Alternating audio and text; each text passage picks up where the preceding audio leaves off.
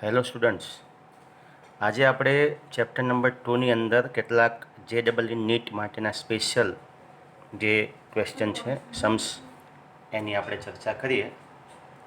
તો આજે આપણે એક સ્પેશિયલ JEE નીટ માટેનો સ્પેશિયલ લેક્ચર રાખ્યો છે મેં આજે, કે જેની અંદર કેટલાક એવા ઓડ ક્વેશ્ચન્સ અથવા એવા કેટલાક સમ્સ જે ખૂબ જ સમજવા લાયક અને ખૂબ જ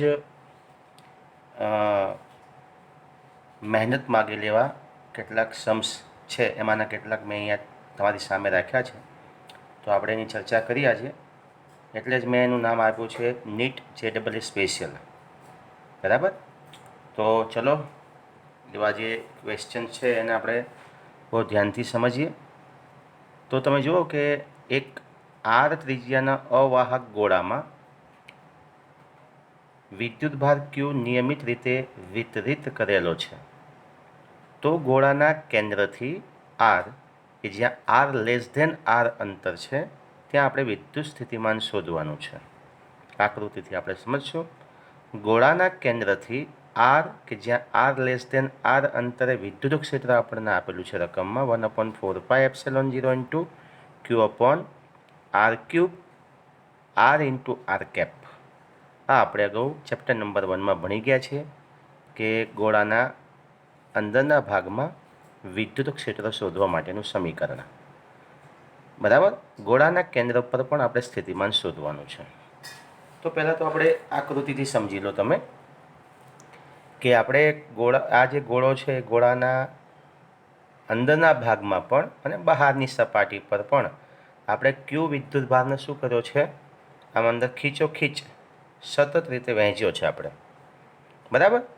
તો આ ક્યુ આર ત્રિજ્યાનો એક ગોળો છે. બરાબર?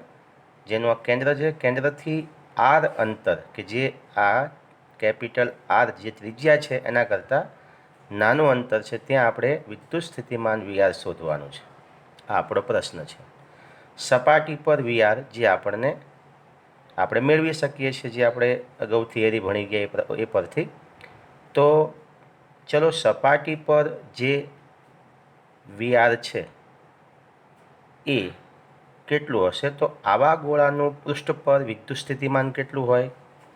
તો VR is equal to 1/4πε0 into Q upon R, જે આપણે ભણી ગયા છે કે ધારો કે કોઈ ગોળો હોય અને એના પર ક્યુ જેટલો વિદ્યુતભાર જો સતત રીતે વહેંચાયેલો હોય, તો આવા ગોળાનો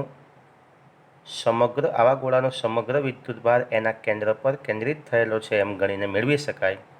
મતલબ કે આપણને એક બિંદુવત વિદ્યુતભારનું સ્થિતિમાન મળે, એના જેવું થાય. અને બિંદુવત સ્થિતિમાન માટેનું સૂત્ર શું છે? કે V is equal to 1/4πε0 into Q upon R. Okay? તો ચલો, એ તમને અહીંયા આપેલું છે. હવે આપણે આ બંને વચ્ચેનો તફાવત પહેલાં લઈએ. આ આપણને આપેલું છે, આ આપણે શોધવું છે. બરાબર? તો આ બે બિંદુ વચ્ચેનો વિદ્યુત સ્થિતિમાનનો તફાવત આપણે મેળવીએ.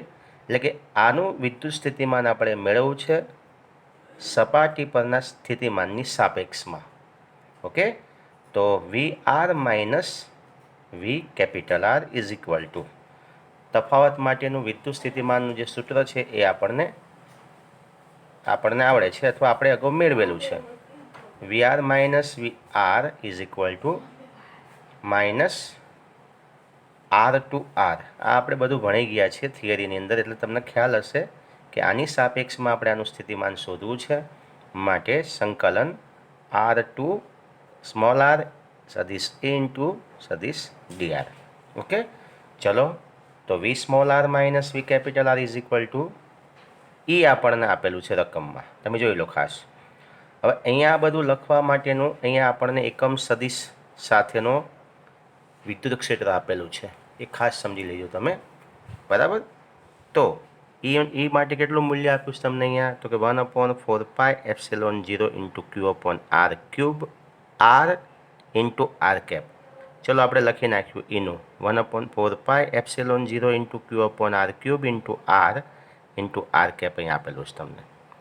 આ જે પદ લખ્યું ને એ મેં આ સદિશ માટે મૂક્યું છે. DR ઇઝ ઇક્વલ ટુ, તો આ DR એ વેક્ટર છે, સદિશ છે. એની જગ્યાએ આપણે એનું મૂલ્ય અને એકમ સદિશ મૂક્યો છે. આ તમે આ રીતે પણ સમજી શકો છો કે આપણે એકમ સદિશની જે સંકલ્પના છે સમજી ગયા છે કે R cap is equal to શું આવે, તો કે ભાઈ સદિશ ડીઆર સદિશ અને એનું માન, બરાબર આ રીતે હોય છે. જો હવે આપણે સદિશ શોધવો છે તો માન અને એકમ સદિશનો ગુણાકાર, મતલબ કે ડીઆર સદિશ is equal to DR into R cap.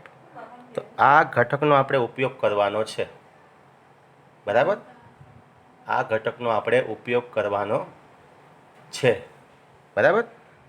તો જ્યારે એકમ સદિશ સાથે તમને વિદ્યુત ક્ષેત્ર આપેલું હોય તો તમે આ રીતનું સાદુરૂપ આપી શકો છો.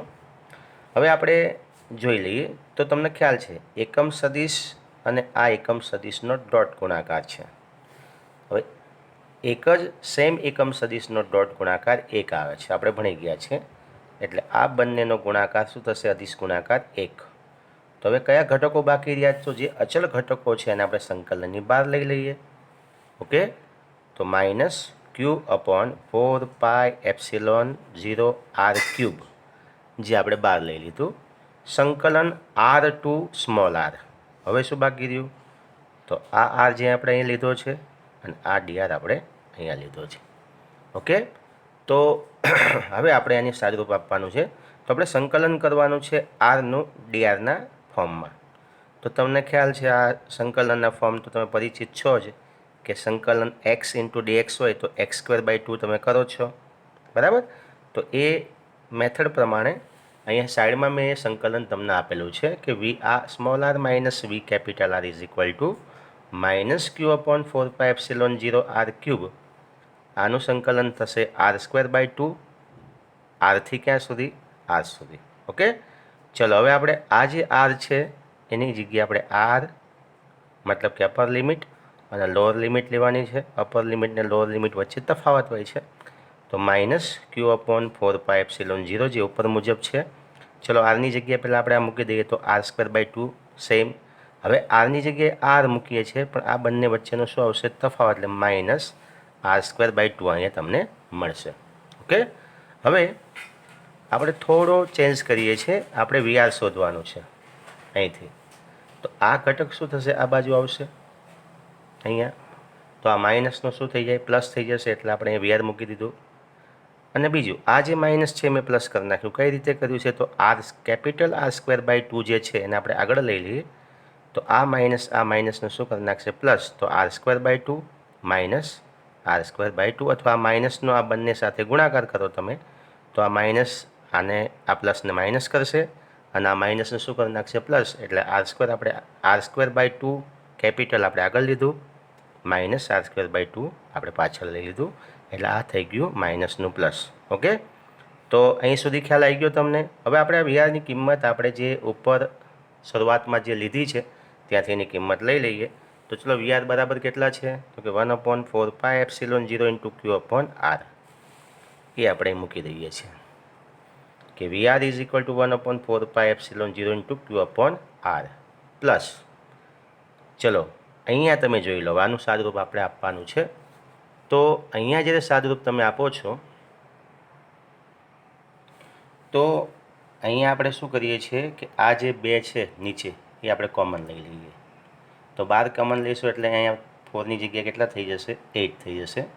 તો આની કિંમત તો આપણે મૂકી છે અહીંયા ક્યુ અપોન 8πε0 આર ક્યુબ. આ બે આપણે 12 લીધા કોમન, એટલે 1/2 કોમન લઈએ તો 8πε0 આર ક્યુબ, કાઉન્સમાં શું રહેશે, r² માઇનસ r². ઓકે, હવે આ બે પદ થઈ આપણી પાસે, બરાબર ને, આ બે પદ છે એમાંથી આપણે કોમન કરી લઈએ છીએ. તો તમે જુઓ અહીંયા ક્યુ અપોન 4πε0 આર એ કોમન નીકળે છે. તો અહીંથી આખું પદ કોમન કાઢીએ તો ત્યાં શું રહેશે, 1.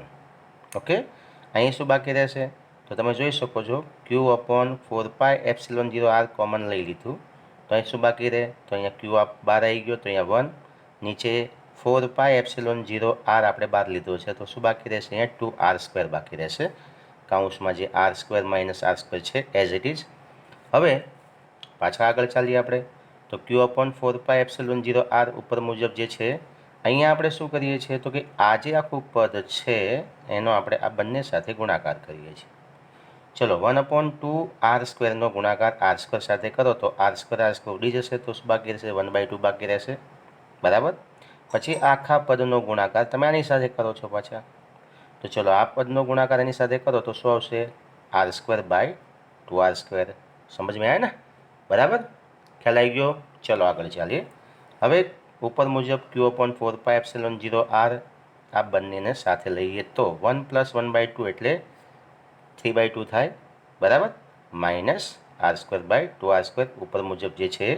હવે અહીંયા આપણે ફરી પાછું 2 કોમન કરી લઈએ છીએ. નીચે 1/2 કોમન લઈએ તો તમને મળશે 1/ આ 2 અહીંયા ગુણાકારમાં તમે લઈ શકો છો, પણ જે આપણું કેનું મેથડ છે ને, કે આપણો વિદ્યુતીય અચળાંક કુલંબી અચળાંક કે છે 1/4πε0 એ અલગથી આપણે તારવી શકીએ એટલે અહીંયા 1/4πε0 અલગ રાખ્યું છે. ક્યુ તો છે જ ઉપર. અહીંયાથી જે 1/2 આપણે કોમન લીધો છે એ 2r અહીંયા આવી ગયો. અહીંયા શું રહેશે 3 - r²/2. આ તમને મળ્યું r અંતર માટે. જ્યારે કોઈ ગોળો હોય તો ગોળાની અંદરના ભાગમાં ક્યુ જેટલો વિદ્યુતભાર જો સમાન રીતે વહેંચાયેલો હોય તો એના માટે અંદરના કોઈ પણ r અંતર માટે સ્થિતિમાન શોધવાનું આ સમીકરણ છે. આને તમે યાદ રાખશો તો JEEની અંદર આવો કોઈ પણ ક્વેશ્ચન પૂછે તો આ સૂત્રની અંદર તમે ખાલી કિંમત એપ્લાય કરી ફટાફટ જવાબ મેળવી શકો છો.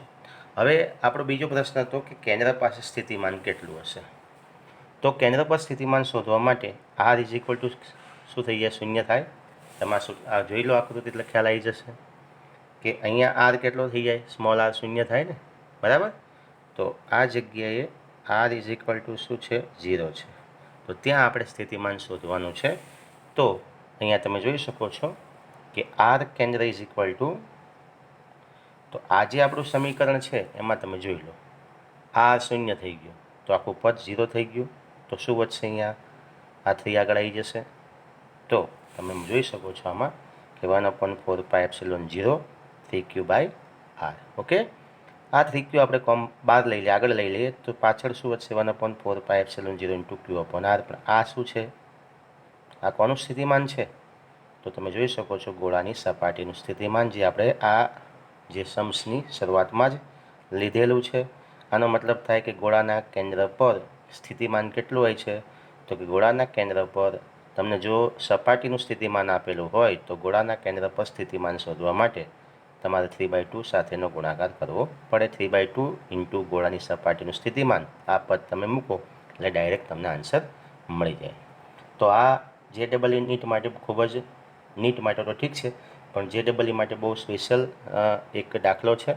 તો આના પરથી તમે ઘણી બધી શોર્ટ ટ્રીકથી તમે આન્સર મેળવી શકો છો. આવાનો એક અગત્યનો બીજો પ્રશ્ન કેટલોક સમજવા જેવો છે થિયરિકલ અને ગાણિતિક રીતે. તો એ પ્રશ્ન તમારી સામે અહીંયા તમને સ્ક્રીન ઉપર દેખાતો હશે. આકૃતિમાં દર્શાવેલ વિદ્યુતભાર તંત્રની સ્થિતિ ઉર્જા આપણે ગણવાની છે. આખું એક તંત્ર તમને આપેલું છે. તો પહેલાં તંત્ર તમે જોઈ લો કે એક સમઘન છે જેની દરેક બાજુની લંબાઈ તમને એ આપેલી છે. ઓકે, ઉપરની સપાટીનું નામ આપણે આપ્યું છે ABCD અને નીચેની સપાટીનું નામ આપ્યું છે EFGH.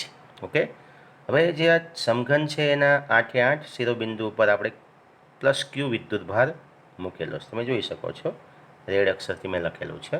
અને બરાબર આ જે સમઘનનું જે ભૌમિતિક કેન્દ્ર છે ત્યાં કે જ્યાં એના ભૌમિતિક જે વિકર્ણ છે છેદે, સમઘનના વિકર્ણો કહું છો, ચોરસના નહીં, સમઘનના વિકર્ણો છેદે ત્યાં કેન્દ્ર પાસે -2q વિદ્યુતભાર આપણે મૂકેલો છે. તો આવું એક આખું તંત્ર આપણને આપેલું છે કે જ્યાં આખા તંત્રની સ્થિતિ ઉર્જા આપણે શોધવી છે.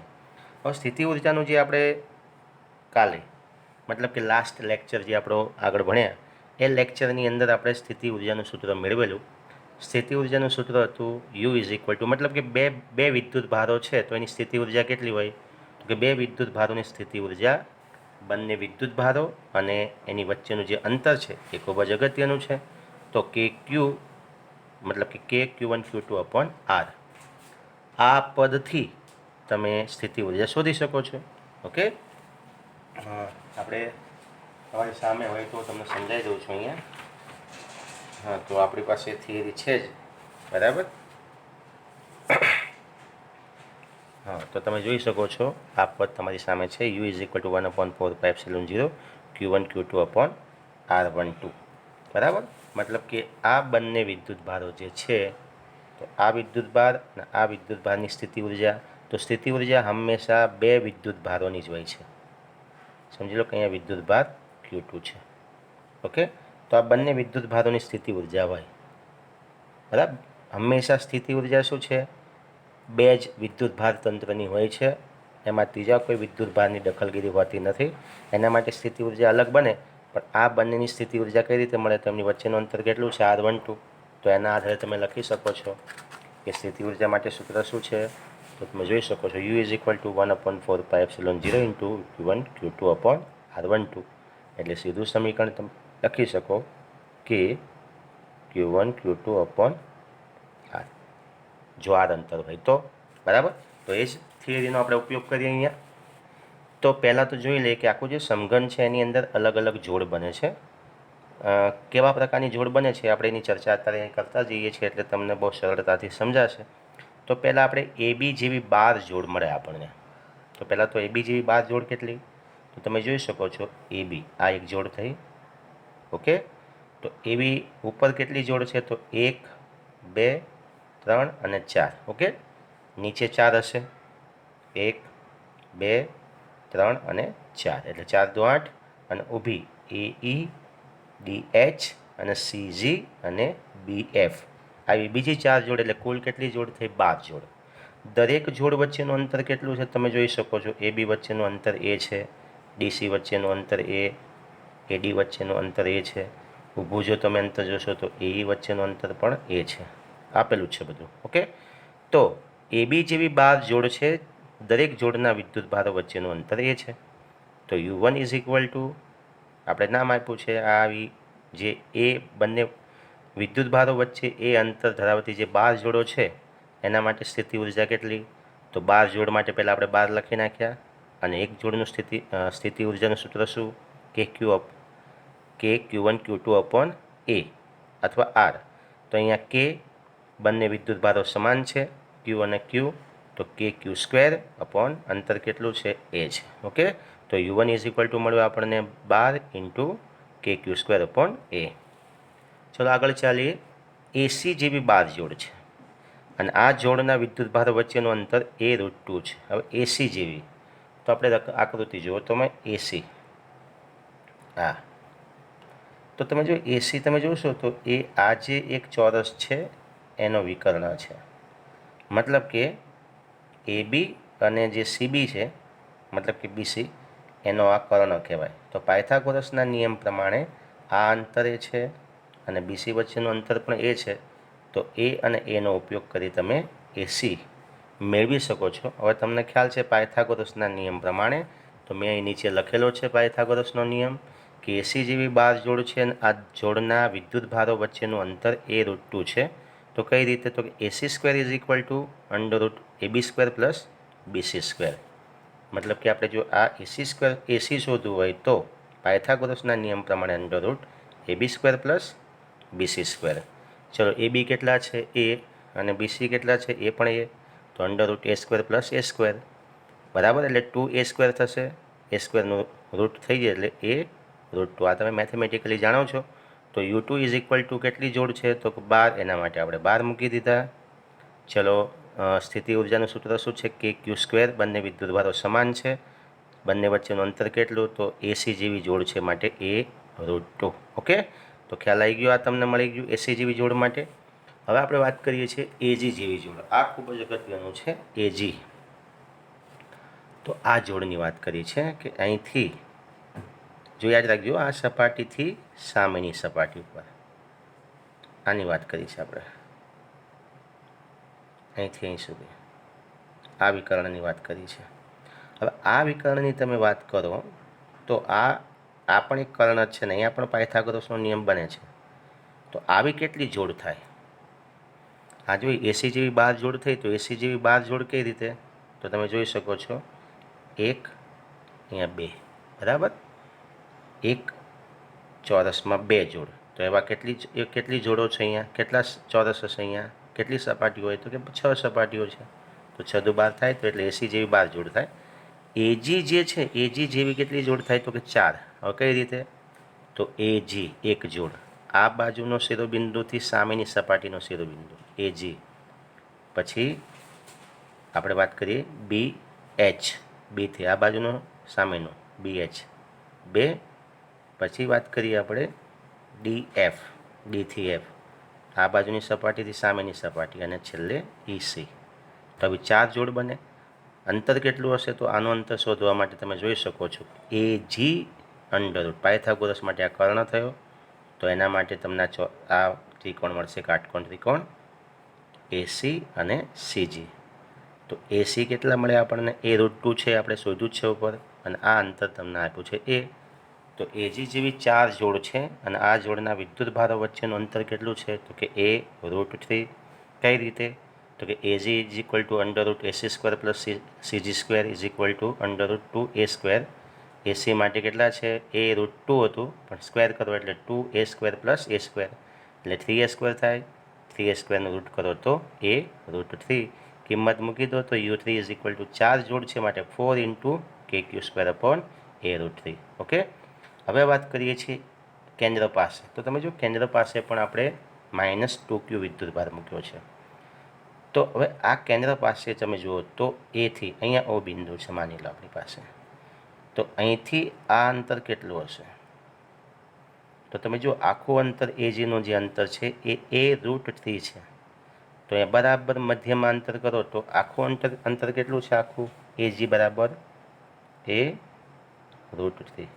તો અડધું અંતર કેટલું થાય? તો તમે લખી શકો A√3/2. હવે આવી કેટલી જોડ બને? તો AO, પછી BO, DO અને CO. ઉપરથી તમને આ ઉપરના ચોરસથી 4 મળશે, તો નીચેના ચોરસથી પણ 4 તમને મળે. HO, EO, FO અને GO, એમ 8, એટલે કુલ એવો જેવી 8 જોડ તમને મળે. ઓકે.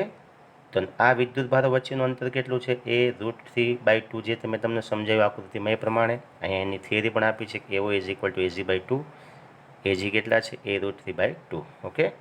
ચલો કિંમત મૂકી દો. U4 is equal two 8KQ, બરાબર. એ માટે Q વિદ્યુતભાર છે, અને અંદર કેન્દ્ર પાસે કયો છે? -2Q અપોન કેટલા આવશે? તો અંતર કેટલું છે એ અને ઓ વચ્ચેનું? તો A√3/2 જેટલું અંતર.